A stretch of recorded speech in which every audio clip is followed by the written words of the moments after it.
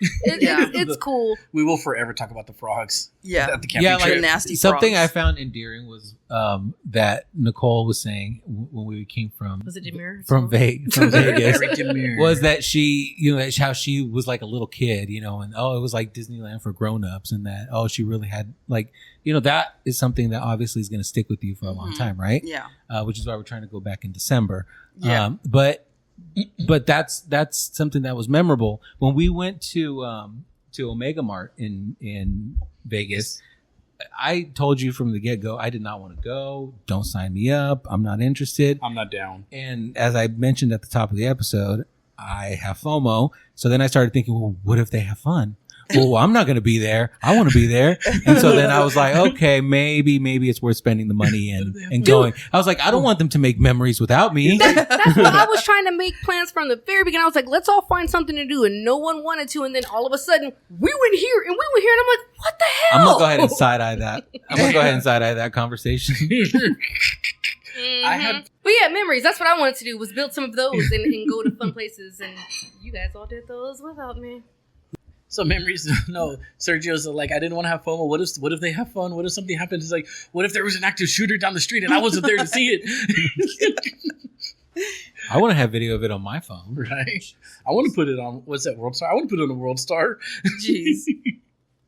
There's what Nicole was saying about growing up poor. I think, I think as people mature, their views about material possessions changes. And so, a lot of the time when you're young, you want to fit in. You want to feel like you're part of the cool kids, or that that you can associate with your peers. And so you do want that stuff because you grew up not having it. I remember when I was little, and I grew up really poor as well. Let's have a who was poor throw off. Throw down. I don't know. I grew up. Come in with some heavy hitters. I think I best all you guys. Honestly. I don't mean to brag, but my bedroom, quote in air quotes, bitch, you had your own bedroom. No, my bedroom. You guys had a house. You don't even get to be a part of this conversation. Exactly. No, my quote unquote bedroom at the house we grew up in. Not the one I lived in high school, but the one we grew up in. Oh, look at him, because he knows he had a nice ass house in high school. Yeah, you are not in the equation. Yeah, was a dining room. Whatever. It was a dining room with a curtain, and I got pictures. Well, who cares, Ramon? I'll best all you guys when it comes to who was the poorest out of all of us. So, yeah. Well, we had no plumbing. We grew up no plumbing in an old shack. And when you took a shit, you had to fill up a bucket with water and dump that shit in there just so that it could go down. Are you talking about living in Mexico? I know I sound rich because there was a toilet to shit in, but that's pretty fucked up. Well, okay.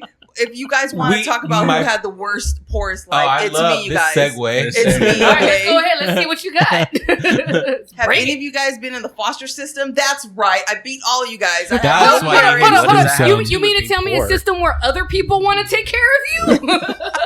She said, I not only had my mom, but I had other moms too. Erica, always with the glass half full.